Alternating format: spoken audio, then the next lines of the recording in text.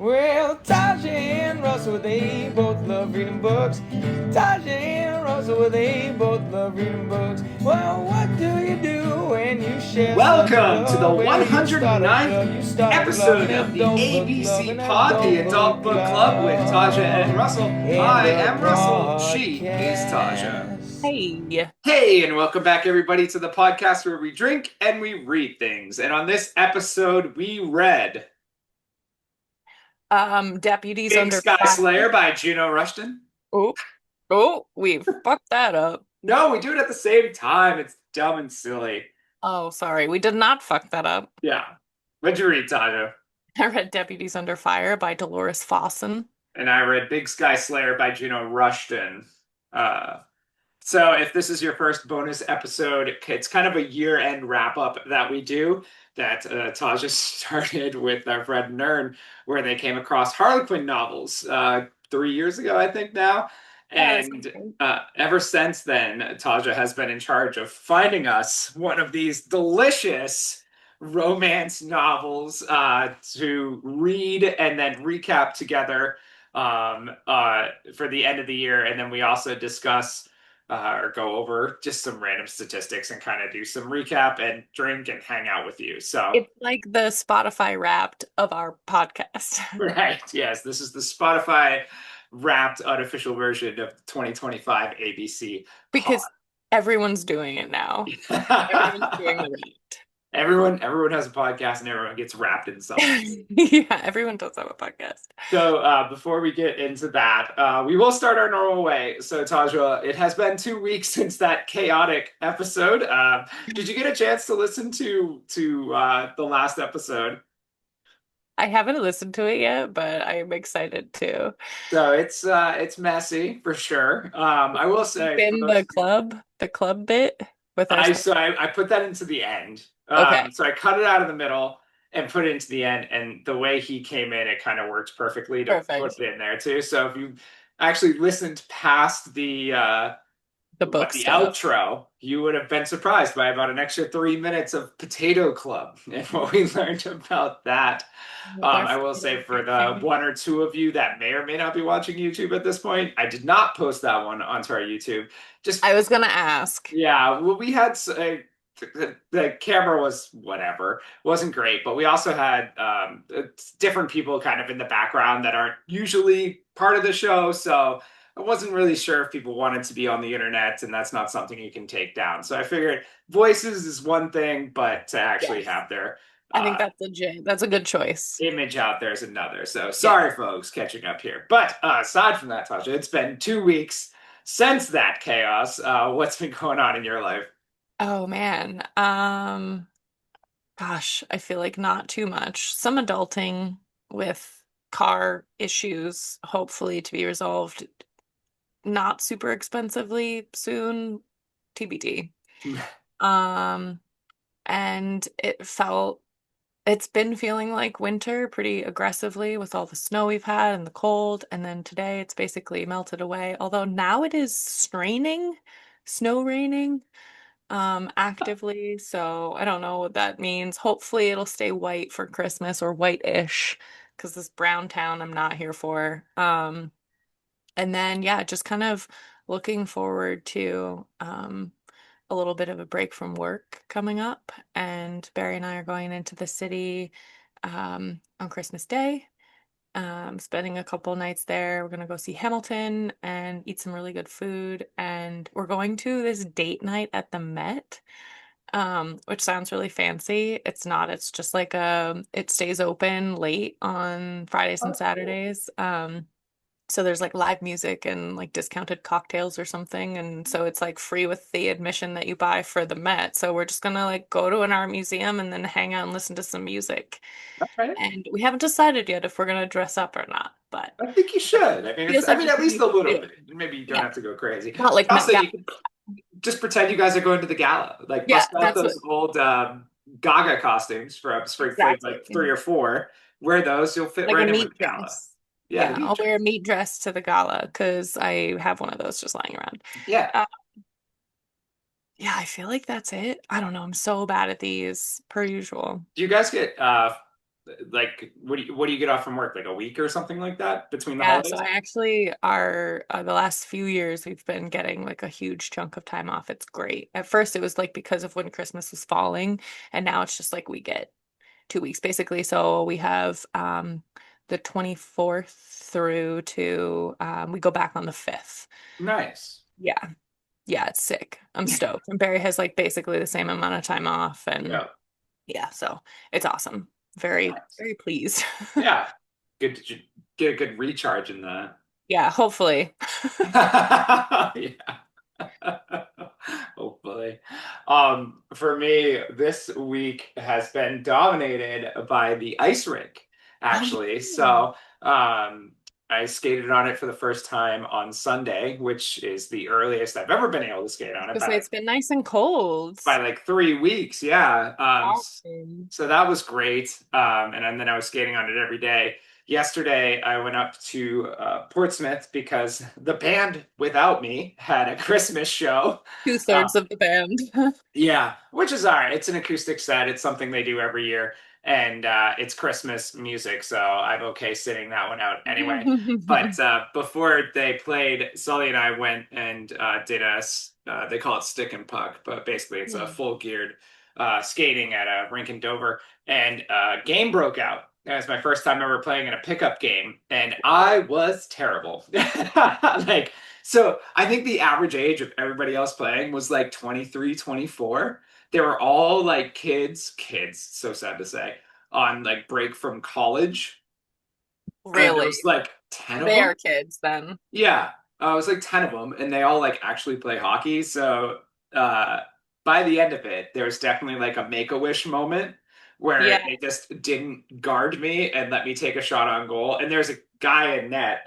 You don't always get a goalie at these things, and he didn't even try to save it. It was just like the saddest little muffin going by him, and everyone was like, "Yeah," and I was like, "Dude, I'm fucking 38. I'm not five." Like. It's okay for people to be excited for you. Yeah, yeah, you did it, little buddy. I was like, dang, guys. Yeah, So if they were all college kids and then it was like the opposite, they're like, "Good job, Grandpa." yeah, good job, old man. Thanks. Yeah, uh, yeah. So that was that. We are preparing for that tournament. Even with this 55-degree day and rain, it is supposed to go back down into the teens afterwards. So, the rink will probably be down for a few days, but I'm hoping to get back on it by the end of the week, by next week. We'll see how it goes. By sometime when it's colder again. Yeah, when it gets, when it returns to winter, as I'm sure it will at some point. Yeah. And aside from that, the big news coming out of our family, which is sad news, which we haven't really shared with a bunch of people, is unfortunately our cat passed away as we said goodbye to the Patchy Kitty last weekend. She was 18 years old. She was diabetic. She had thyroid issues. She had bad, wonky legs. And she ended up getting an infection that kind of took over her entire face. Like her mouth was a mess. We think it got into her throat. Her nose, her eyes were running. So we noticed it the weekend we got back from Christmas Fest. And so we brought her into the vet right away. We got her some super antibiotics to try to clear it up. Unfortunately, the root of the problem was some gum disease that she had, which they could only fix by doing dental surgery, which they couldn't do because you don't put an 18-year-old cat under anesthetic because that's not a good combination. So we did what we could for her, unfortunately, tried to give that antibiotic time to do its work, but it did not end up working out. So we ended up putting her to sleep last Saturday, and then we buried her in the front yard. So we are, well, we still have the lizard, but he doesn't really count as a pet, I don't think. I don't know. He doesn't do anything. So we're kind of petless now. And I will say, I did cry. It was emotional. Kind of the way I've been putting it is it was a sad weekend, but I wouldn't say we're depressed or anything like that. Like there's a lingering weirdness of her not being around for sure. But we did what we could for her. We tried to get her to fight.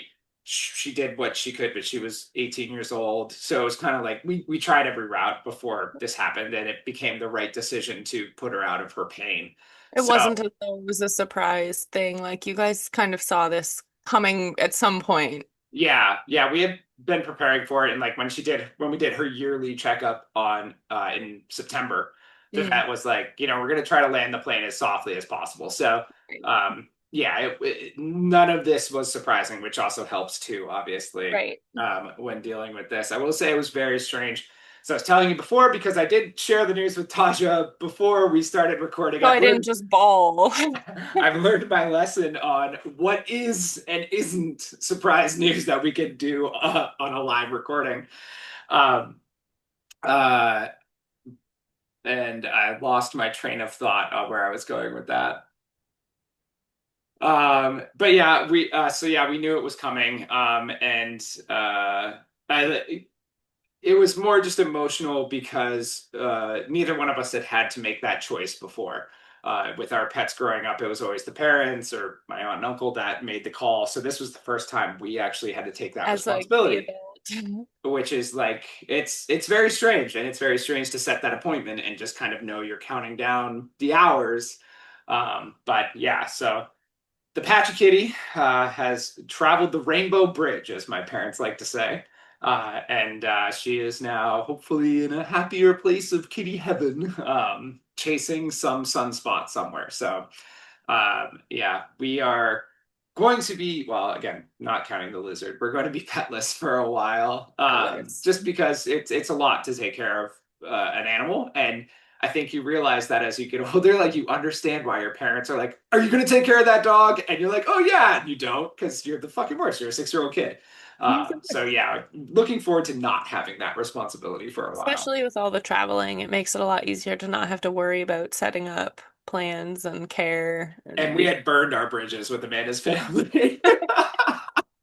I mean, I feel like they owe you, but that's just my opinion. Well, unfortunately, like the last time her sister watched her, we brought her to the house and she peed all over her house. That does suck. Yeah. I Yeah. mean, not for nothing. Patchy was quite a handful for care. Yes. So, So, and it would be nice too, like if people come to visit with their dogs or something like that. We don't have to worry about gating them off or anything like that. It just makes it a lot easier here. So, yeah. yeah. So we're doing okay, but yeah, that's our big news there. So appreciate all the kind words people have sent out. And I know, like I said, we didn't really tell a lot of people because I didn't even know how to send that text to Amanda when I talked to the vet. I mean, we had talked about it before, but I was still like, how do I put Really this? praise Like this. she Yeah. needs to know, but also I don't want to ruin her day, and like Yeah. didn't didn't know how to put that out to everybody. So it's kind of like, hey guys, so if you're listening, surprise. Anyway, moving on. So maybe I could have put it on Instagram and Twitter, but probably not. But what you could do is go there and follow us. We are at Adult Book Club 21, all one word, Adult Book Club, and then the number 21 on Instagram, Twitter, and YouTube. So give us a like, subscribe, and follow, or don't. I mean, whatever. I think Angie started watching. Hi, Angie. Now that Hi, it's Angie. Thanks well, she's for like, where are the watching. other episodes? And I was like, Russell's not going back to do that. Like that's So it's a I big started ask. watching the first episode because Did here's the you? problem. So now I know to pause and Yeah, whatever yeah, so I don't have to go because I already have to listen to the entire yeah, episode to edit it. yeah. So then to watch it to edit it again, I'm sorry, people, it's a lot.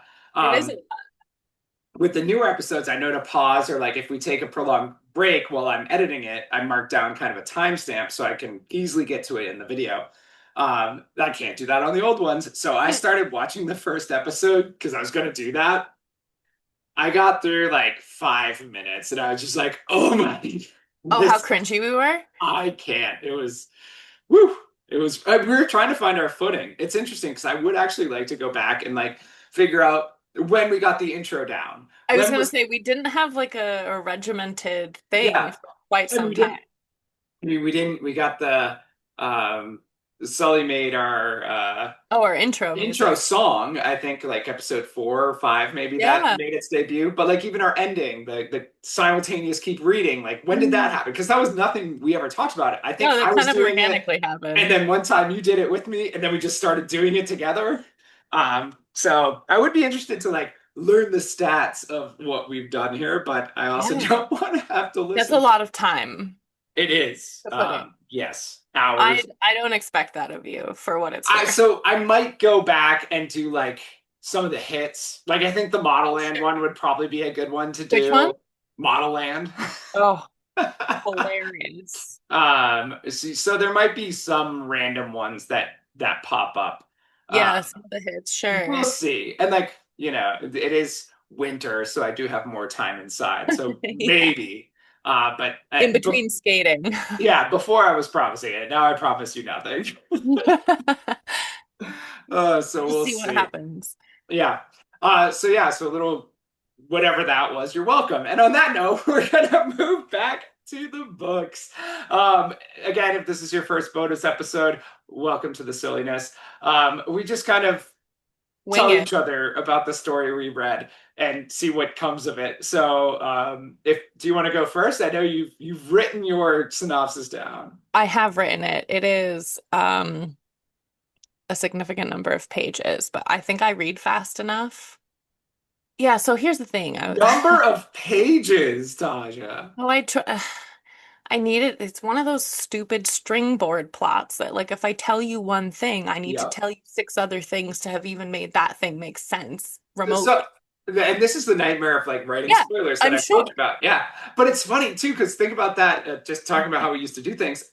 It was your idea, but before you had the idea, I used to write the synopsis of the book pre-spoilers, and then I would write spoilers. And I think we did it for a couple episodes, and you were like, a couple episodes in, you were like, "Why don't we just read the jacket of the book? Like it's already there." And I'm like, "Holy shit, that's so much easier." Novel. Oh So, man. I mean, yeah, that does make a lot of sense. I could have just read the back of the book. I'm not going to bring the back of the book into play okay. because my what I tried to do, I liked what I did last year where I made a little rundown and I just tried to be snarky the whole time. Yeah. And that just kind of speaks to my style. Like I prefer to intake that, so I'm gonna output it. Okay. Let's hear. Let's hear. I already forgot the name of your book, but let's hear it. Deputies Under Fire by What? Dolores Fawson. So it's Harlequin Intrigue number 2 in the Renegade Canyon series. All right, Oh, so here's the plot. Deputies Eden Gallagher and Rory McLennan are newly partners on the force, but not strangers. They are certainly not a couple, but they do have an 8-month-old baby together. Eden used to work for the San Antonio police, but recently returned to her hometown so she and Rory could co-parent together, but not be together romantically, obviously. of course. Of course, the intrigue starts off strong with the deputies discovering a woman barely alive after receiving multiple stab wounds in the dilapidated barn in which, just 5 months earlier, Eden's foster mother Mellie's dead body had been found. Were they alerted to the potential gruesome scene by a golden retriever returning home with blood on its paws? Why, yes, yes, they were. Did they start strong by throwing the reader into a location that stirs up uncomfy memories for one of the main characters so we could quickly learn the backstory? Well, yes, yes, it did. Was any backstory provided as to why the two deputies who share that blasted attraction and a child are not still together? No, no, it didn't. Except to casually mention that Rory's powerful and corrupt father, Ike, doesn't like them together, and he's basically the town douchebag that everybody hates. Anyway, Brenda, the woman they find in the barn, is taken to the hospital where instead of getting the answers they'd hoped to from her about who did this, she dies and the plot thickens. She happens to be Ike's ex-girlfriend. So Rory calls his dad to come down to the hospital for questioning, as he's obviously the prime suspect. At the hospital, they're visiting a friend. We're introduced to Helen, Rory's aunt, the sister of his dead mother. She blames Ike for her sister's death and will do anything to bring him down. There's a heated confrontation where Helen taunts Ike, saying he must have killed this woman too, as he has a habit of killing his lovers. It's all very red herring-esque. Hmm. The next day, Rory stops by Eden's house to visit their son Tyler. The live-in nanny. Who the fuck are these people, really? lets him in, and while they would typically enjoy some time together in the playroom or go out to the pasture to visit the horse Rory got their 8-month-old baby, Of there's no time for that when there are two unsolved murders and a killer on the loose. course. So they head back to the scene at the barn where the CSIs are working to gather evidence where Brenda was found. On the way there, they get a call from a Harry Deirdre, one of Ike's former lovers, who was worried Yes. about her safety. She assumes Ike is out to get her after she ended the relationship. Or maybe she's trying to plant the seed to distract from her own involvement. Once at the old barn, Eden's assisting the CSI people inside the barn, and Rory's going out to check on the other CSI who's outside of the barn. Out of nowhere, there's an explosion. Whoa! It's collapsing around them, and Rory's only thought is that he has to get to Eden.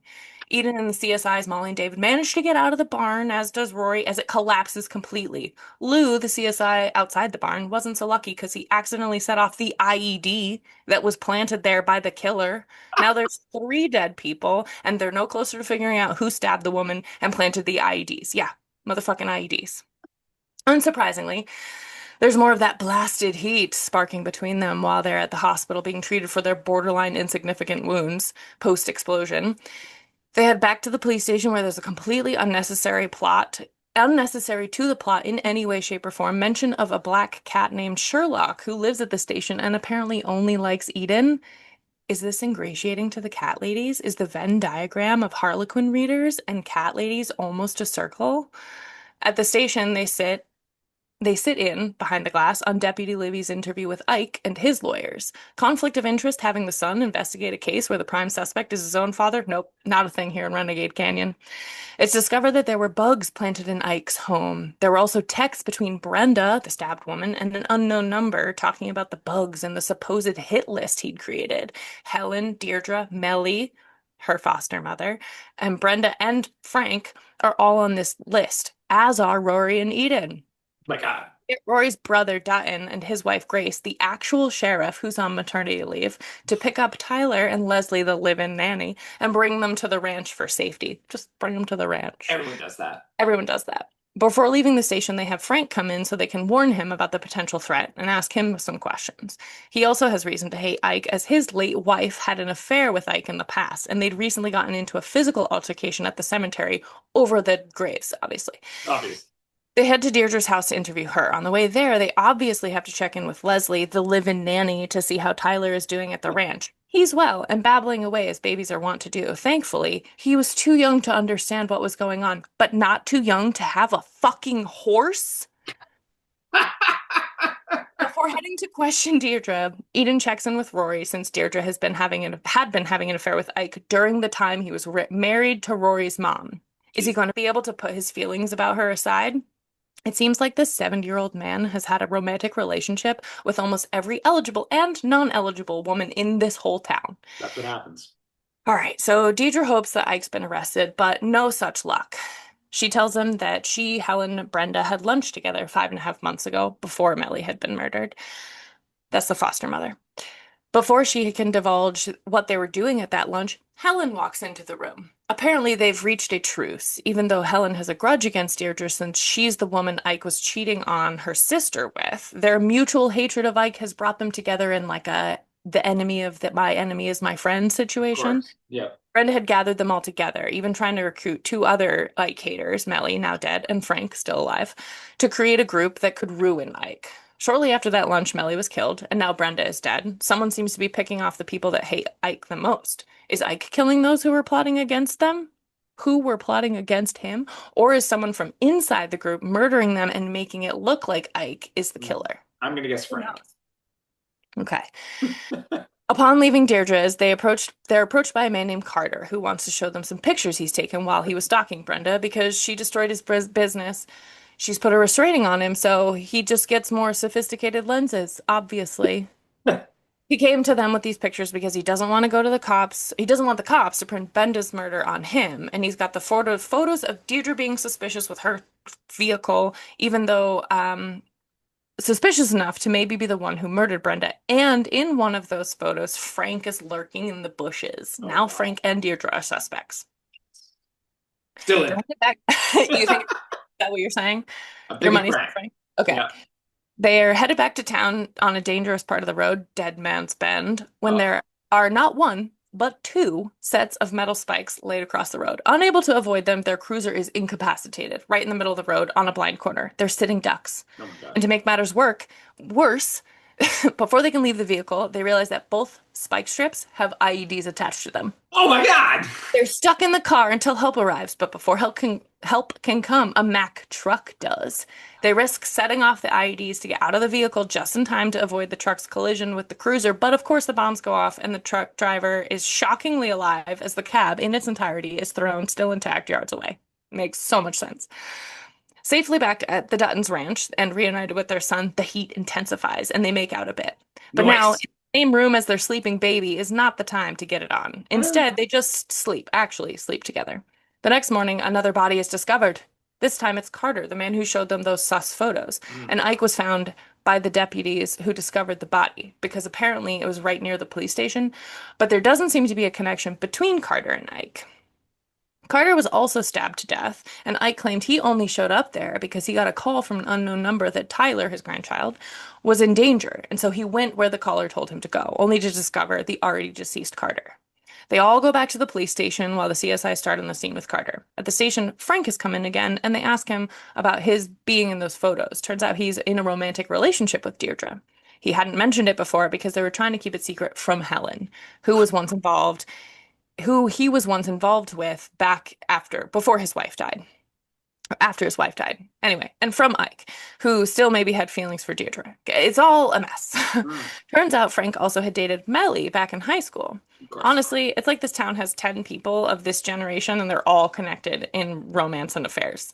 Anyway, he tells them that recently Helen had asked him about explosives. Uh-oh. They call Deirdre and Helen back to the station because a search for Deirdre's house turned up a Swiss Army knife, a size match for the murder weapon with human blood on it. They also discover that Helen's visit to the hospital on the day of Brenda's murder might not have been what she claimed, and it's possible it plays into her trying to set Deirdre up for the murders since the knife belongs to Helen, who had pulled it on Ike in front of a witness not too long ago. Nice. Everyone is setting everyone up for murders, and it's honestly so hard to keep track of what's what. Helen tells them she hadn't asked Frank about explosive because she wanted to blow something up, but because she was trying to make a connection by talking with him about his interest in guns and military magazines. And explosives. Deirdre tells him, obviously. Deirdre tells them that she divulged her secret relationship to Melly and then a few months later to Brenda, and they both ended up dead. How strange. They head back to the scene with Carter's body because the ME has discovered some numbers carved into his flesh, and they need to check it out. As they're chatting with the ME and discussing possible theories, a ditch nearby suddenly ignites in flames, and fireballs are bursting out at them. What the actual fuck? They and the rest of the team start running. Could this be another IED? Then bullets start flying, and are they being picked off by snipers? How many shooters are there? Is this a goddamn war zone? While trying to get some cover, Eden takes her phone out and texts Grace, the sheriff, under attack here at the latest murder scene. Is everything okay there? That actually happens. She takes out her phone and texts, under attack here at the latest murder scene. Anyway, they're all fine. Are you okay? Are you okay? I'm being shot at, but you're fine. And Grace right? goes, keep me updated about the attack. All right. They're all trying to get cover to avoid being shot and finally realize that it's not actually a gunman. It's just more IED type things with bullets in them that explode from the heat of the fires. One of the other deputies got shot in the leg with a bullet. Otherwise, everyone's fine. Nice. Back at the ranch, they're still putting the pieces of the cases together, but obviously have time to think about their deep feelings for each other. A couple lines that are massively giving AI are, some might say she was his soulmate, but Rory knew that Eden would always be the love of his life. What? Rory was about to issue a warning that his resolve wasn't that strong right now, but Eden didn't give him a chance. Hard to talk when they were French kissing and when things were escalating beyond just the kiss. Wow. Okay. That's And the battle began because the clothes were obviously the enemy now and they wanted each other naked. And then on page 226 of 285, they fuck.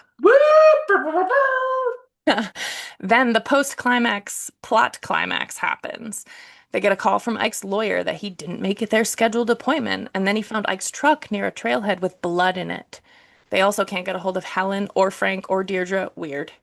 Everywhere. They go out with a couple of other deputies, not before checking the cruiser for more bombs, because safety first, to investigate Ike's truck. Walking into the woods, they find Ike tied to a tree with 4 IED surrounding him. He's got a bad head wound and doesn't recall how he'd gotten there or who did this to him, obviously. Worried that the killer might be lurking in the woods, they head back up the trail a bit, and that's where they discover Helen holding a gun. But she's taped to a tree with packing tape and seems to be unconscious. Rory wonders briefly if the killer had done this or if this was all Helen's doing. Like, how the fuck do you tape yourself to a tree? Very And carefully. that's when they hear Deirdre running through the woods shouting Frank's name. She's gone to his place and found blood on the front step. Thinking that someone had hurt him, she used the tracking app that she illegally put on his phone like a fucking crazy lady and followed it here. Then Frank steps out of the trees holding an IED. Look who called it. It's because Frank he's does the the only guy. The typical, rest of them were women. Obviously, it had to be Frank. obviously it had to What are be you doing Frank. at Girl Club, Frank? Frank does the typical bad guy monologue explaining why he did what he did. He had to kill Melly 5 months ago because she'd stopped by his workplace and witnessed him making the IED devices. She knew what they were, and he had to keep her silent. He'd killed Brenda to keep her silent because she was putting the pieces together that he'd killed Melly. Oh my He God. drugged Brenda, planted burner phones in her house, took her to the barn and killed her. He'd planted the IEDs just in case to cover his tracks. He'd killed Carter because Carter had tried to blackmail him about the pictures he was in. Helen pipes in to yell at Frank that she was in love with him and that he said she was going to give her proof that Deirdre had been the murderer. Deirdre's aghast until Frank explains she wasn't even supposed to be here. Helen is here as insurance because Ike's fingerprints are all over the tape, the IEDs, and the equipment to make them that he'd stash in Ike's truck bed. The idea would be that Ike and Helen would die, and everyone blames Ike for it. So he'd be remembered as a shitbag murderer. Instead, things didn't go to plan, and the IEDs around Ike are going to go off in minutes, along with the one he's holding. He tells them all, get in that big hole left from the old mining springs, of course, which will protect them from the blast. Everyone except Rory move to get into the hole. Eden tries to get him to go with them because unsurprisingly, she's in love with him and they both have to live for Tyler. Then everything explodes. Obviously, they all made it to the hole. What the fuck is the hole? Like, this is absurd. And they were saved from the blast. Frank was blown to pieces. The tree that Ike was tied to was also blown apart, but while Frank was monologuing, the other deputy managed to sneak behind where there weren't any IEDs, because what is a circle, and safely get him off the tree and to safety. After the dust settles, Rory and Eden agree they both meant their I love yous. Ike not Ugh. liking their relationship, be damned. The end. That's it. I have some thoughts.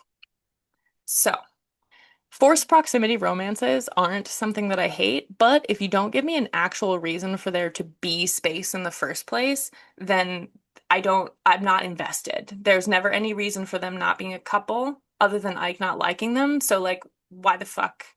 Why? It's Especially when you have a fucking kid.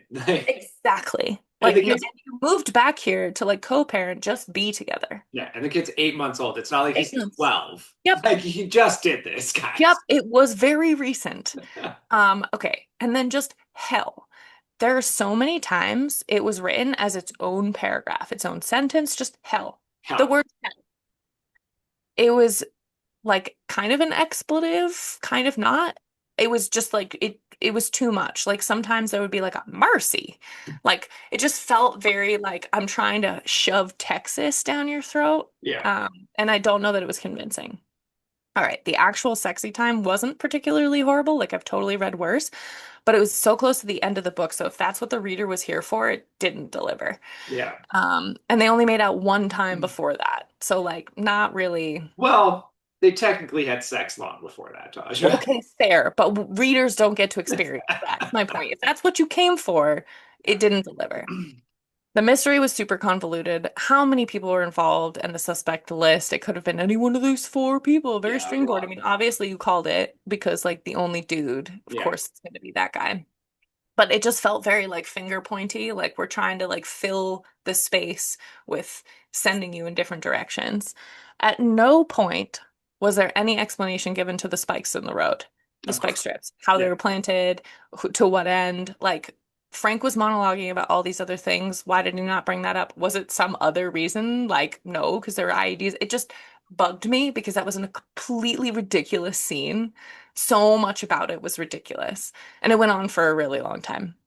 Why were there so many IEDs? It feels a little bit like, again, kind of AI style. Like you've given a Or Mad Libs insert weapon yeah, here. Yeah, exactly. We're like, okay, I guess we got to roll with it.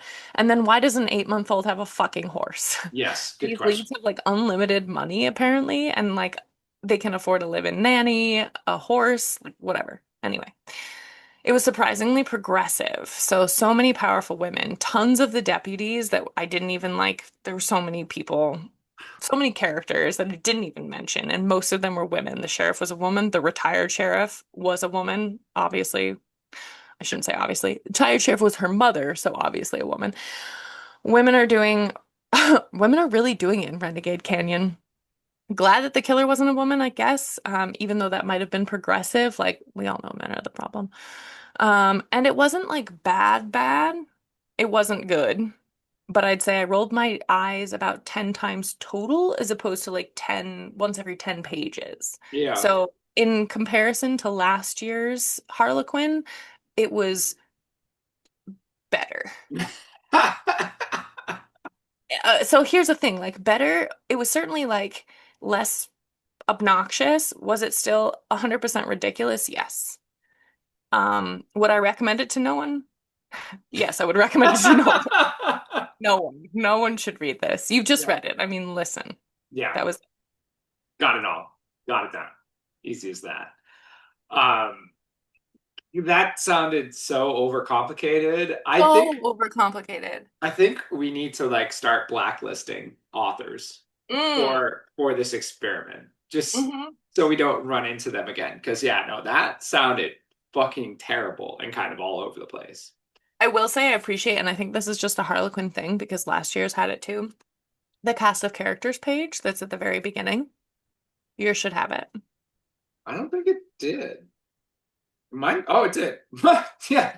This is my cast of characters. It Yeah. is one page. Yeah, Oh, so is mine. you had So so is many more characters though. Like I'm I pretty sure know. I only These are had the this many. these are only the important ones. There were a lot of other characters, but these are the ones that matter because these were all the ones that were potentially the killers. Ah, Oh, actually, that's not true because what's Carter was also potentially a killer. Anyway, um, way too convoluted. it definitely sounded like it. It did not And sound like fun. so thankful for large print because like it did make it go fast. And it was like it was ridiculous to the point of like, when you're watching a really shitty movie and you're like, it's going fast because it's just so absurd Yeah. that, yeah, anyway. What would you give it for a roll? Oh, I don't know, probably like a 5. Nice. That seems And fair. I'm kind of giving it like a higher number, one or a 2, because like I said, I didn't roll my eyes quite so much. Like I did appreciate the progressive aspect, like a lot of the main characters were women and they were really like getting after it and it wasn't like your stereotypical trad wife scenario. And it wasn't like weirdly heavily religious like last year's was. Um, so Yes. those were pluses, I Yeah. guess. Nice. Um, wow. I'm not giving it a plus anything. That's fair. You did a great job on that recap. Very well Thank done. you. I'm like intimidated for mine because I It wrote felt nothing. long. I wrote nothing. And this will be, we'll see what happens. Um, so my story was Big Sky Slayer by The Juno cover Rush. is so Has hilarious. nothing to do, literally nobody ever gets on a fucking horse. Oh, come on now. Mine Nobody, even had a horse referenced in it. yeah, no, doesn't even get on a horse. And like, yeah, anyway. Our story begins with Winter Stratton, who is like a DCI agent, is what they kept calling her. She's some kind of like federal agent that investigates stuff, murders. And she is meeting like Playboy Chance Reyes for Yeah. coffee.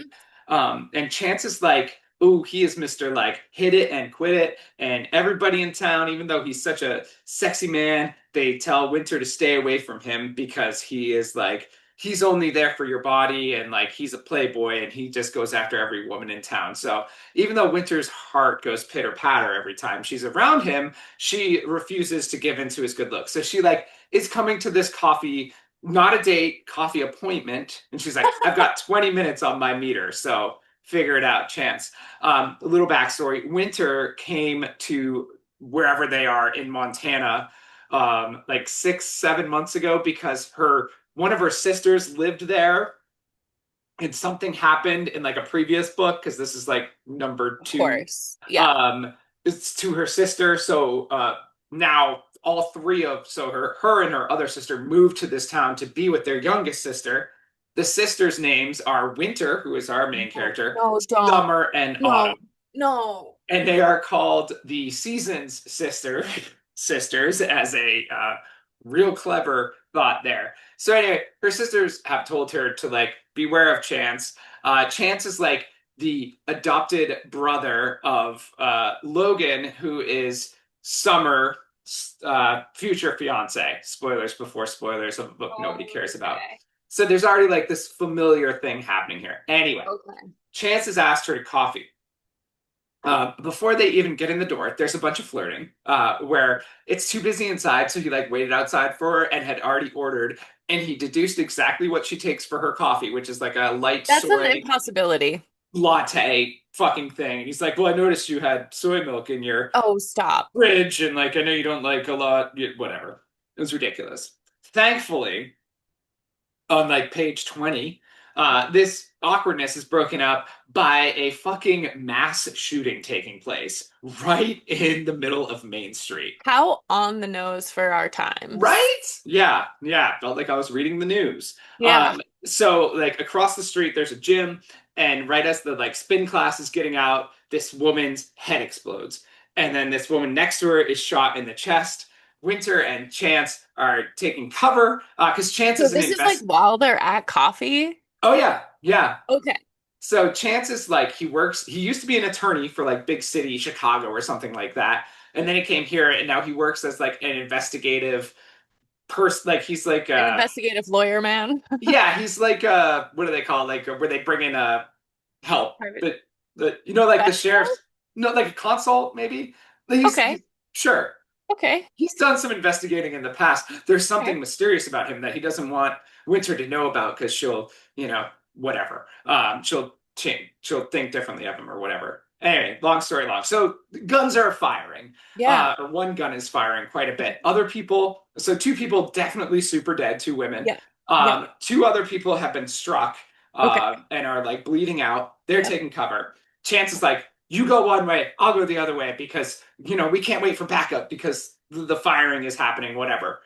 They realize that the shooter's nest is at like the new hotel in town. Sure. They're shooting from the pool deck on the top Sure. level because that's the perfect place for a perch. Yep. So Winter makes her way there with Chance kind of being the human target. At one point, his hat gets shot off, and he's like, "Ooh, if it was Oh, one it's inch cowboy closer, hat, obviously. would have scalped me." What's that? His cowboy hat, Yes, obviously. his cowboy hat. Yeah. Okay.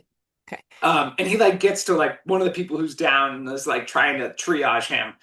Winter gets up to the hotel roof and the shooting has stopped and she finds like the beanbag that he was using to hold the Oh, rifle, yeah.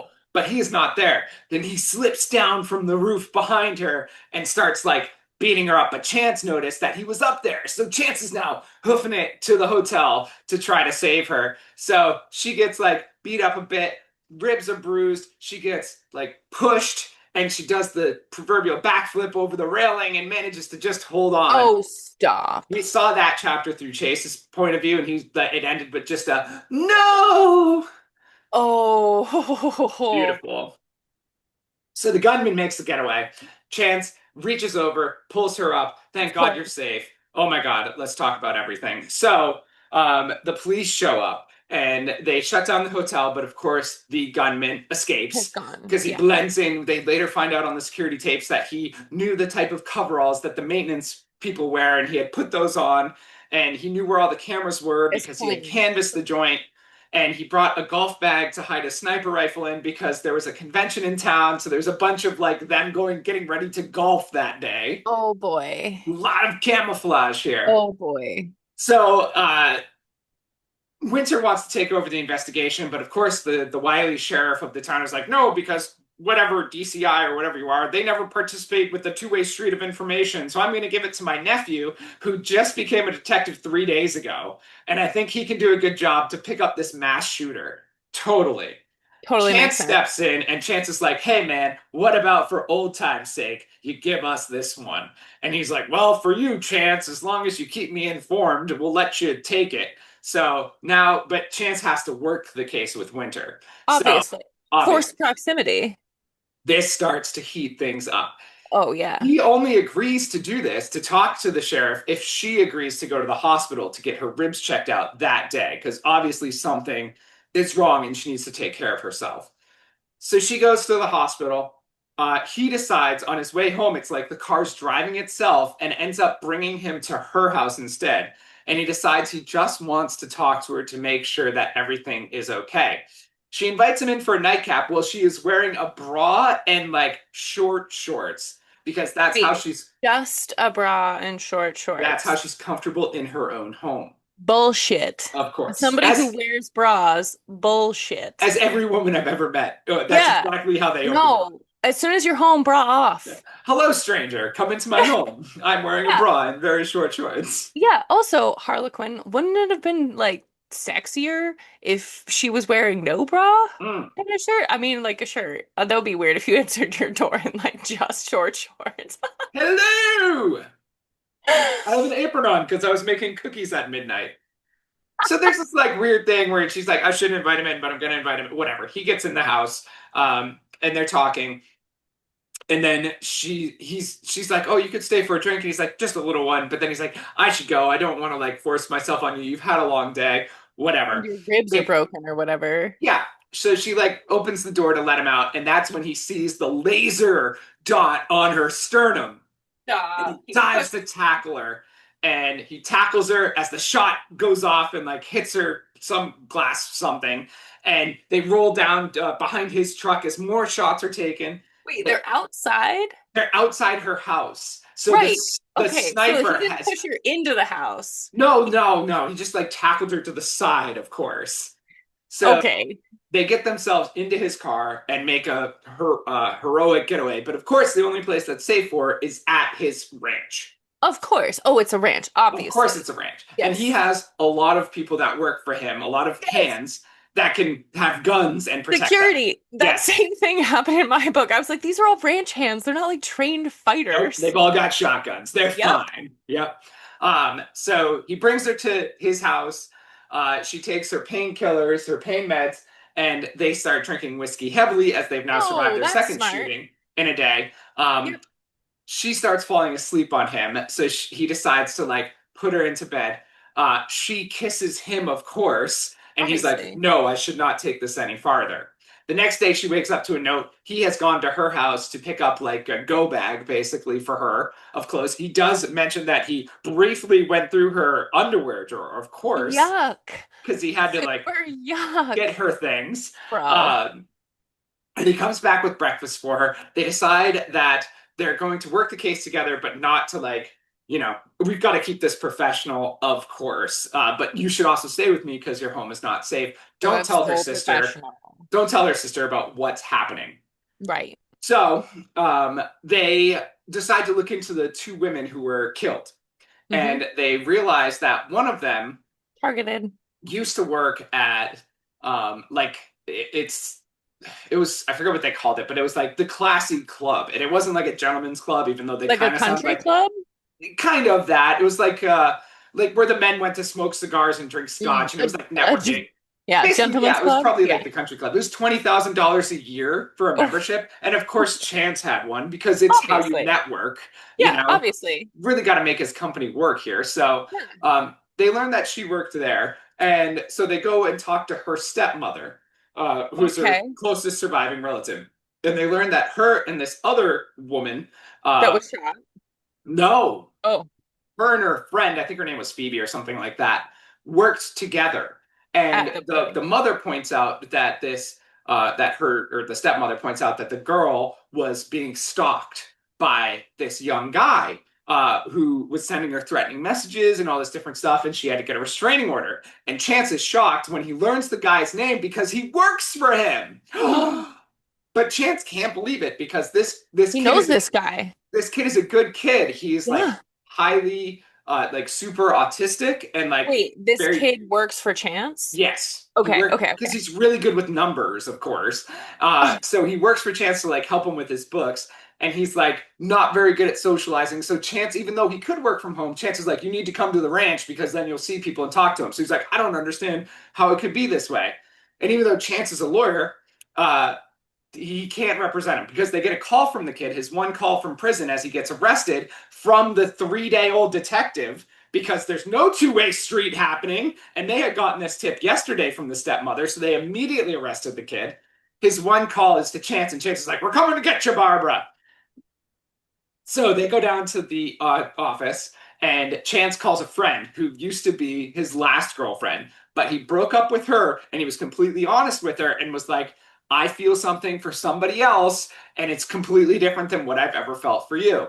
So the smoking Oh, hot attorney shows up. She like hugs him, touches his face, heard you were in some danger, whatever, and then is like, oh, so is it this one or the sister that you left me for? And oh Winter's like, shit. we're not dating. What are you talking about? We're Whoa, just whoa. professionally related. Of course. I'm just staying at his house because my house was shot up. So the whatever. They interview the kid. They find out like he was in love with the girl, but he was threatening her, sending her threatening messages, being like, what you're doing is wrong. We learned that she left that like club that she was working at, the country club or whatever, and started doing this like her a little side gig. And she was working with this guy whose name was Dallas, who this kid did some digging on and learned he's like a drug dealer and a really bad Dangerous. guy.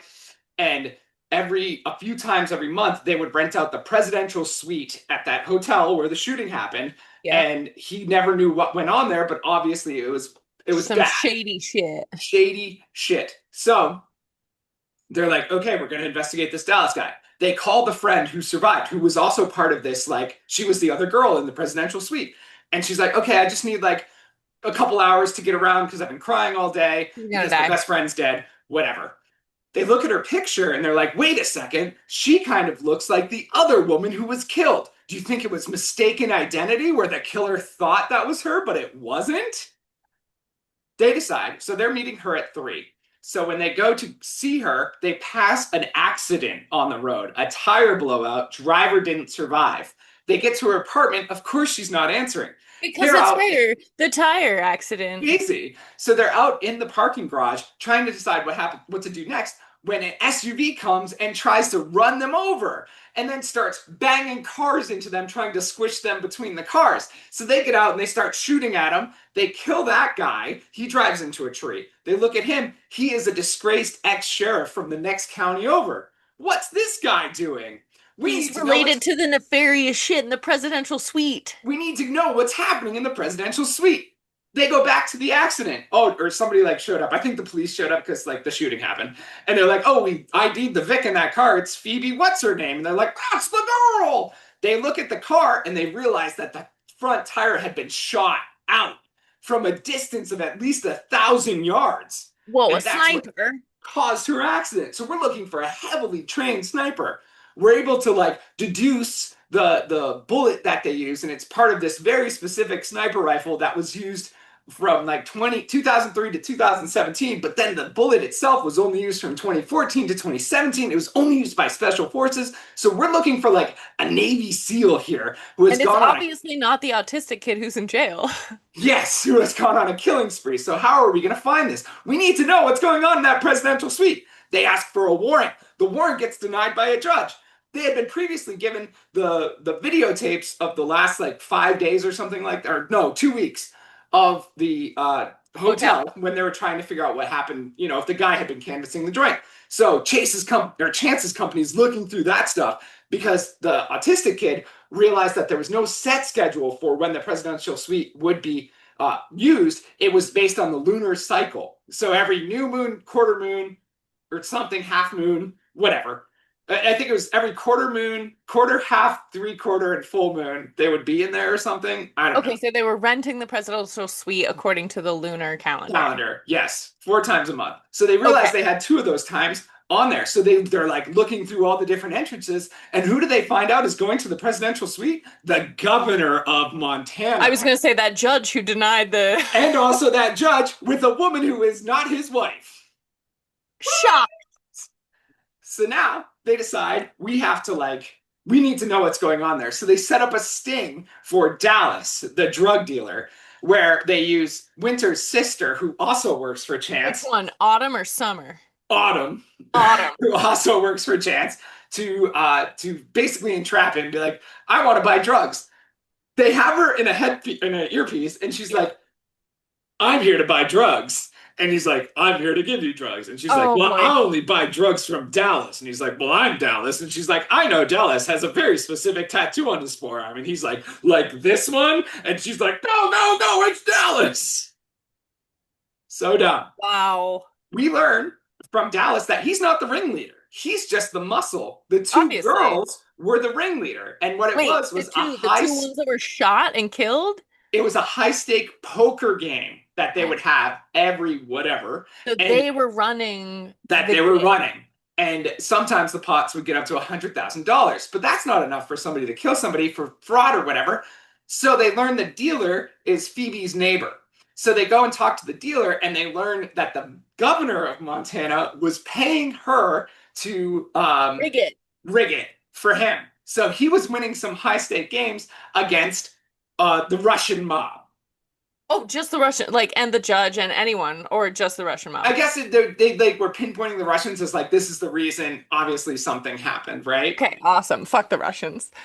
So the king can keep the ball in the air. So that's happening. They decide they're going to confront the judge at the gala, at the country club gala that, of course, Chance gets to go Obviously, yeah. because They have to dress up fancy, yeah. and be all sexy like. Oh, yeah. Before they do that, they have to go to the youngest sister, Summer's barbecue, where Chance gives Winter the heads up because she was divorced a few years ago after a 3-year marriage where he cheated on her throughout the entire thing. Winter was the first. Winter was, yeah. He warns her that Lance is going to propose to her little sister. So he wanted to give her a heads up so she could be happy for her sister and not caught in her head about how it's too soon or whatever, think of her divorce, whatever. This whole time, by the way, they've been like inching closer, breathing each other's breath and like kissing. They started holding hands. Is that a thing that was used? No, is that okay? I was like, good God. But there's so many times where he's like, I leaned in closer to her mouth, and it's like, for what? Because I'm a close talker. Hello, I'd like to know how those pickles taste. Yikes. So they're like kissing, but they haven't the fucked. Oh no, they had the fucked by this. Because I think they the fucked that night before the gala. So, okay. Not before so before the gala happens before the barbecue? Yeah, so the night before the barbecue and gala, they fuck. Because at the barbecue, the other sister, Autumn, is like, you did it. You did it. I know what you did. And she's like, stay away from him. And she's like, different. We're in love. So dumb. Summer gets proposed to. That all happens. Whatever. We go to the gala. Chance is like, I've never met the governor, but this will be easy. Hey, governor, we need to talk in private. And he's like, anything you say in front of me, you can say in front of my wife. And he's like, we'd like to talk about what you're doing in the presidential suite. And he's like, let's walk over here. We learned through the governor that yes, they were throwing games, but the girls had bigger aim. And they had apparently convinced the first girl who died, who I probably should have written down her name at least, they had convinced her uncle to sell them 30 acres of land for $2,000 an acre. And with the governor's help and some other help from locals like councilmen and shit, they were rezoning that land to be like commercial use as well because the governor was looking for a place to put in a new airport. Wow. Yes. Which they would have bought from the girls for like $2 million. The land. Okay. So it was like a real estate game. Yes. But then we learn, because they call the uncle who had sold them the land, and because we learned that there was somebody who was really upset about it. We learned that the uncle had a handshake agreement with a group of preppers who were like, we want that land for the end times. Been on that land for like decades, basically giving them like a few $100s a month under the table because they wanted to be off the grid, and he was like tax-free income. Sure. And part of his agreement with the girls was that they had to let the preppers stay. Sure, if they bought the land. sure. Obviously, the preppers find out about this airport and that they're losing the land. We cross-reference the 5 family names with the list from the VA of people in special forces, and we find one of them, of course, was a Navy SEAL. Oh, shocked. Right? So we decide, we call in the task force, we find their where they're staying, we find their like pub on the land, Their prepper hideout. and we decide we're going to like, boom, we're going to send Yeah, everybody in, SWAT team, helicopter, the whole yeah, nine. And Winter's like, don't bring a helicopter because you'll warn them and then they'll run away. yeah. And the uncle had told them that on this land you have to stay on the trail because the preppers had been here for years, and of Traps, course, booby traps. traps. Yeah. So the helicopter goes in early, Oh, blows the whole wasn't cover. there supposed to not be a There wasn't, but of course they needed one. Of So course. it blows their cover. They get in there. They see somebody running away through the woods. They go after him. One guy steps on a bear trap, a deputy or whatever, loses his fucking leg. I'm Another sorry. one, This is the perfect bit for having IEDs. I would just like to say that my book should have informed another me. guy turns a corner and an IED blows up in a tree All right. and All kills right. him. Yeah, That's the place for IEDs, though. yeah. Not at crime scenes. So they realize through their investigation, they're like, he had to have help at the hotel. They find out that one of the women who works at the hotel has a last name similar to the families that live In on the this prepper situation. the prepper situation. So Winter's sister Autumn had previously gone to go talk to that woman because she works for Chance's Uh-oh. company, the investigator company. Uh-oh. They realize that the sniper is dating that woman. Where's he going to go? He's obviously going there. There's some other thing that put this. Obviously. So Winter goes to the house without Chance. Because Autumn's in trouble, Because potentially. Autumn's in trouble. Chance calls her when they all put it together. He's like, I'm 8 minutes behind you. You need to wait. She's like, 8 minutes could cost my sister her life. She gets into the house. Her sister is zip tied. She like unties her. Her sister's like, he just left through the back door. He knows you're here. He was going to take me and kill me. Winter's like, take my car keys, honk the horn or something. Let me know you get clear. I'm going to go find him. She goes out in the backyard. He does the same thing he did before and like drops down from the roof. They fight over the gun. Does she do better this time? Does she get her Yeah. ass kicked? Okay. Come She on. did not. But she was wearing her ballistic vest. This is important. Oh, that helps in a fist fight. So he like gets her the typical behind her, holding the gun to her because we hear footsteps. Oh, Chance because is there. Chance has to come in and save the day. Yes. Yeah. And so we learned Chance's mystery that he was holding was like a year ago. He helped an investigation where he ended up being kidnapped by a kidnapper and was tortured. But Whoa. through that torture, found out where like all the bodies were buried, so that they could bring closure to people who had lost loved ones over the last decade. Okay, But so he because of that sacrificed torture- himself for that Yes. knowledge. And he didn't want her to look at him as a victim, so he didn't want her to know about it right away. But she That's saw dumb. all the scars on his chest from the torture when they fought. Yeah. So we're in the woods, and he's got the killer's got a gun to her head, and Chance has his gun drawn, and she's like, Chance, shoot me where your scars are.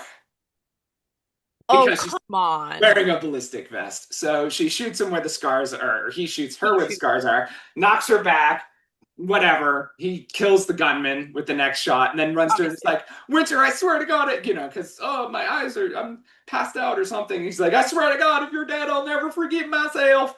But she's not, of course. Obviously. So mystery solved. We find out again. So this guy, basically because his family had lived on the land that was going to be sold to make an airport, decided to kill the 2 girls. To prevent the land from being sold. Yep. And that's why we're doing this. And he wanted to cover up his initial victims by shooting other people, but he used like marksman precision to not hit any bones or arteries where he hit them. So he just Was a basically gave giveaway. them flesh wounds. But he the 2 he wanted to kill, he super killed.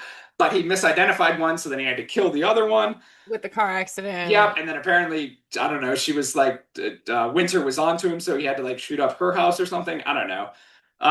And then the book is like, he's like, the whole time, Chance was like, we'll go at your pace, but also I love you. And she was like, I thought you said I'd set the pace, but also I love you too. Ugh. And we banging. And the last Was line.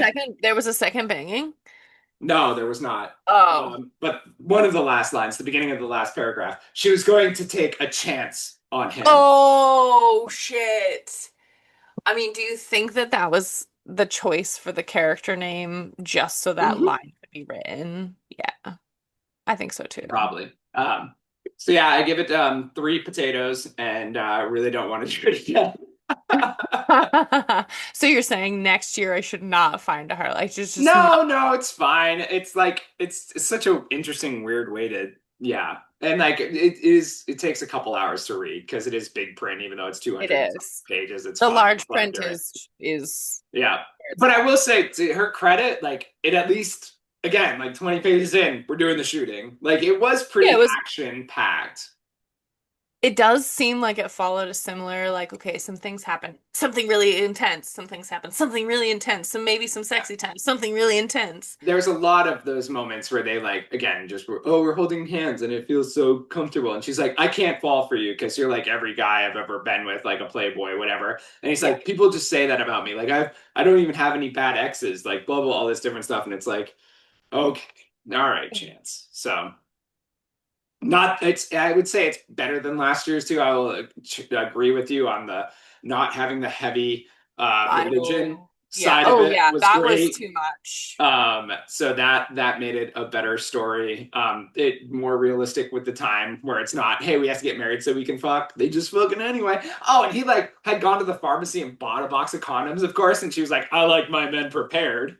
That also, like, safe sex was a thing in ours too, in Yeah. mine too. Like I think it was like they were getting ready to get freaky and she was like, "Oh, condom." And he like they made it a point of like him going to his wallet and getting the condom that he had in there. I was like, "This is very we could just say like wham bam." Right. And he like mentioned that he likes a woman who carries a gun. So he's like, next time, make sure you're wearing that little number Oh, you they're got gonna on do a there. little role play next time. I see how it is. Oh, geez, Harlequin. Yeah, it was funny too that they like emphasized the condom in this particular case in my book because like they already had a good together. Like, let's not make that mistake again. Fool me once, shame on me. hmm Fool me twice, shame on me. So, Yours sounded oddly progressive as well in that like the women were the baddies, so to speak, in yeah, a certain respect, like the crime bosses. yeah, it was yeah, it was definitely more of a present day novel too. Yeah. Like it had that feel of Yeah, like, there were like cell phones and like yeah, yeah. not a bunch of fucking dummies. Yeah. Um, not no like family thing overhanging them. Like you have to do this for Ike, for your father. Yeah. So I feel like this one, in terms of like I don't want to call it world building because I think that's giving it too much credence, sure. but like the setting was aside from the frickin' ranch and ranch hands and like the 8-month-old having a horse, more realistic because in the last book, mine was like very, oh, it's a small town, but then there's like 6-story buildings and Yeah. downtown and stuff. And it's like make a choice about Yeah. what the setting is and stick with it. So this one felt a little more consistent in that respect. Yeah, it did seem a little ridiculous that the governor was coming to this place for illegal card games 4 times a month, and nobody Right. was really noticing it. Right? Yeah. Oh, also forgot to say, but that sheriff who tried to kill them, tried to run them over, he was working as like the The driver for muscle. the governor. Oh, sure. Yeah. So He they was tried to like, so and Chance like pulled the governor aside and was like, I don't need to tell you again, but if you go after me and mine, there'll be problems. It's like, okay, guy, let's calm down. So yeah, 3 potatoes. Feel free to read if you want. I will say, like, I wouldn't like for what it is. I don't think she was a bad author, as far as like the sure. pacing No, was there there. were It did. Yours sounded way more complicated. it Like they was tried to do so much more with it. well, and the fact that they were just like trying to point you, they were like, oh, look over here, there's this Hmm. person who has this thing, and over here there's this, and then this, and then this. And it was just too much, too many balls in the air to the point of being like every second that they were talking about it, Eden and Rory, it was like there's a new person who could be it just felt very like roundabout or like a tennis match where you're just Yeah, like, yeah. So those are our Harlequins of the year. Feel free to put in the comments what you read and send us your 3-page dissertation on the plot line for it. We'll let you know what we think of your delivery system for that. Know what I'm saying. Anyway, we're gonna move off of these books and kind of what we started doing last year, so it's definitely a tradition by now. Sure, is we play a little game of trivia here with Taja to see what she can guess of a couple different random things to kind of cover up the year-end wrap up here. So, first one, similar to last year, Taja, can you give me the top 5 books of the year based on combined scores? So Okay, this I'm gonna, is like, cheat a little bit and go back through my book. this is based on you and I score combined together. I will say it was another year. I didn't look at this, but where we were pretty close. We were close In our on grading, most of them. I think there was one that we were really far apart on. But while you're looking for that, I'll look for this. okay, so I get how many? The top 5? There's top, yeah, we're looking for the top 5 here. Okay, so Somewhere Beyond the Sea. Somewhere No, beyond I take it. this. I take it back. No. Tress in the Emerald Sea. So Tress and the Emerald Sea and Somewhere Beyond the Sea are tied for second with a Oh, combined score of 20 and a half. okay. There That was makes also another book we read that got a combined score of 20 and a half. Oh, This was the year of ties. yeah. But there's one book that did better. Okay, Shadow of the Gods had to have done well. Shadow of the Gods is that third book, tied for second with 20 and a half as well. Okay. All right, wait. So I've gotten just number 2. So I counted, so there's actually 6 because there was a tie. There's 3 different scores here. Number 1 stands alone. Number Okay. 2 had 3 books that were tied for it, and I guess what you'd call number 3 had 2 books tied for it. But there's 6 books total. Okay. Oh boy. The standalone one? Was it I Must Betray You? I Must Betray You was the number 1 book of the year at 21 and a Yeah. half combined score. Okay. The And then last 2 left tied for a combined score of 18 and a half.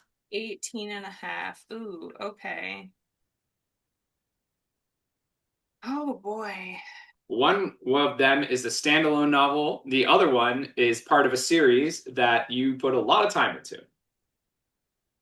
Oh, okay, so Dungeon Crawler Carl. Dungeon Crawler Carl is one of them. He's coming in at 18 and a half.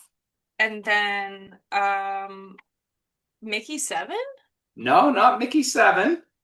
The Cautious Travelers. No, Sipsworth? No, you didn't like that one as much. Sipsworth was 17 and a half. Mickey 7 was also 17 and a half. Okay, Cautious Traveler's Guide to the Wastelands. Close, that one was 18. Silent Patient. It was The Silent Patient at 18 and a half as well. That's tricky. So, a little interesting. Historical fiction, fantasy RPG,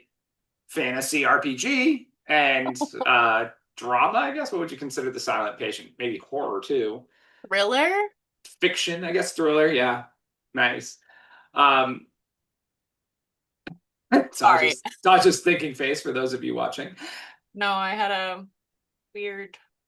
I have like little candle light things on my windows, and one of them is blinking in a weird way. And I'm like, is it trying to tell me it's dying? Because those are fresh ass batteries. Anyway, I think that's the alien saying they're coming for you.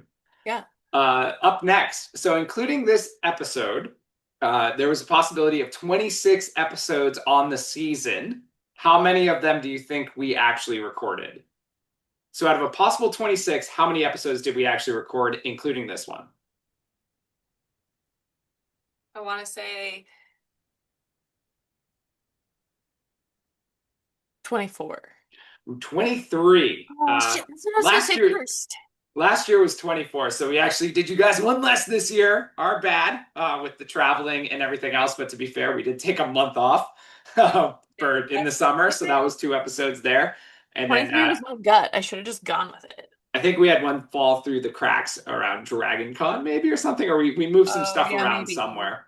So 23 out of a possible 26 episodes. Up next, what were the worst 5 books based Ooh. on combined score of the year?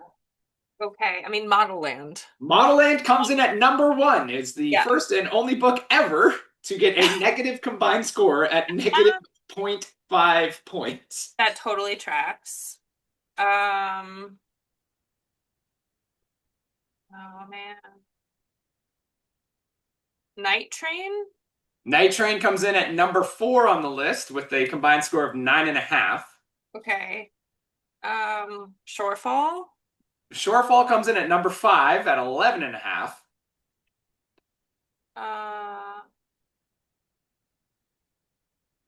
Over Sea Under Stone? No, that was close. I think that was a combined 12. Okay. I will say one of them is the book I think that we most disagreed on. There was a difference Oh, of 5 points in our grades, so it might oh, not stand jeez. out for you.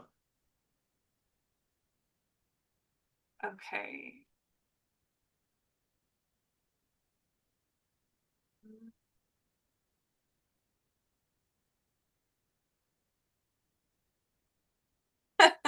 I'm just doing continued Oh, The motions. Spirit Cuts Through Water? The Spirit Cuts Through Water comes in at number 3 with a combined Okay. score of 8.5.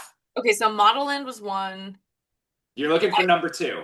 I'm looking for So, yeah, you're looking for a score between negative 0.5 and 8.5. Oh boy. Okay. Girl on the Train? Girl on the Train is correct. At number 2, it came in with a combined score of 8. Yeah, okay. Uh, Wait, what was your what was your score? You had 5? You gave it a 5? for The Spirit Cuts Through Water, yeah, I gave it a 5. You gave it No, a for 10. Girl on the Train? Girl on the Train, I thought you said it was a 5 point difference. that was Spirit Cuts Through Water. Oh, You gave it a 10, I oh, gave it a 5. Girl on the Train, you gave it a 9, I gave it a 7. So we're, okay. but I gave it a -1, you gave it a plus for I Girl did, on the yeah. Train. Okay. Um, yeah, Model Land was, I think, the Oh only my God, like so bad. -2 as well. Yikes. Mm. Moving along, what were the top 5 most downloaded episodes of the year? Of the year. I mean, Yes. Model Land probably, because Model usually Land their comes shitty in ones top. do. There's actually a 3-way tie for 4th. So Model Land comes in tied for there with 51 downloads. Okay, I'm gonna say Dungeon Crawler Carl because it's a popular book. He did not Wow. make the list. Okay, Trust of the Emerald Sea. I don't think Trusted either. Nope, not Trust How about either. The Silent Patient? That's like a known. Nope. Damn it. Like, Shadow of the Gods? nope. Oh my God, Mickey 7, because that was a movie. Oh, Nope. come on. The Blade itself. The Blade itself came in at second. Oh, tied for second with 56 downloads. Uh, Thistlefoot?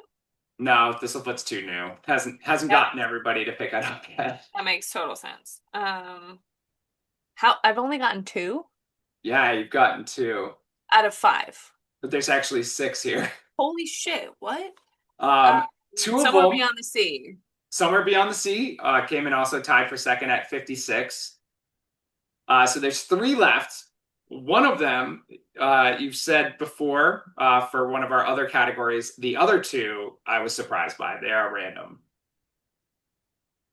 Um, Sipsworth? No, not Sipsworth. All right. A Spear Cuts Through Water. Spirit Cuts Through Water comes in tied for third as well with 51 downloads somehow. Weird. So the other 2 you have not mentioned yet in anything. The number one did surprise me. Uh, oh my God. Everybody knows? Nope.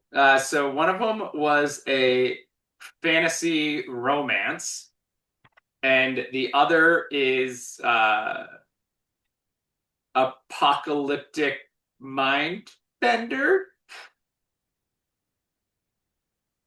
Okay. Yeah, what?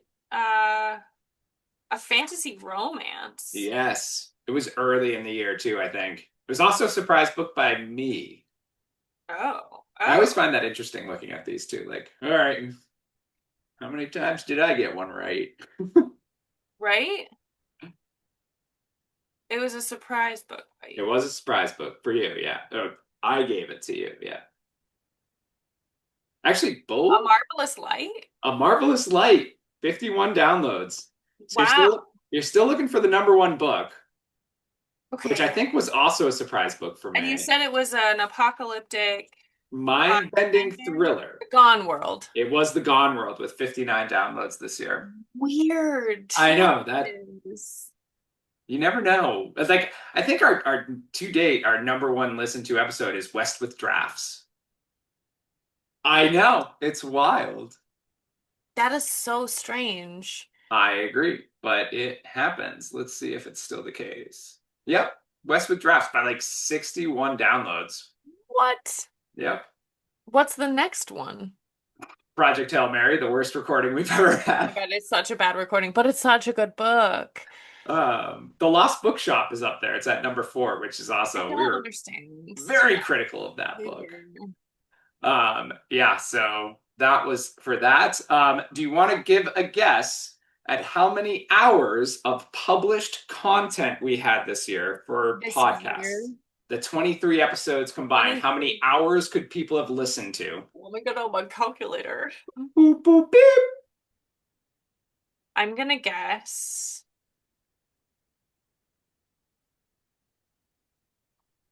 92 hours. That's way too many hours, Taja. Really? Yeah, 23 episodes, that'd be like 4 hours an episode. We're not No, that it's ridiculous. 2. 20, what? Oh, I did do 4. I meant to do 2. I can't even use the calculator. That's funny. 46. How about 46? Closer. So a lot of our average time is around an hour and a half. We did cut it down Okay. this year.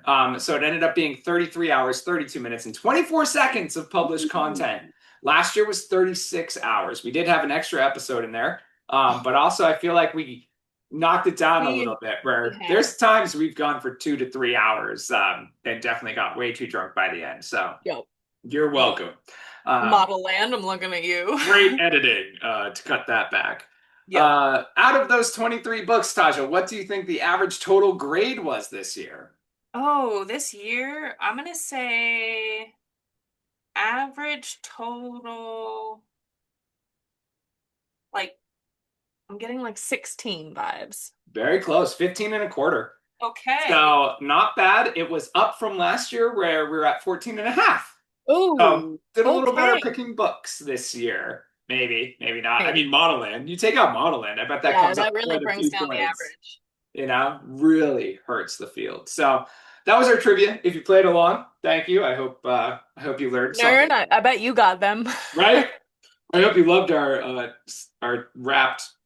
Yep. Yeah. Anyway, good talk, Russ. Doing great. ABC Wrapped. ABC wrapped.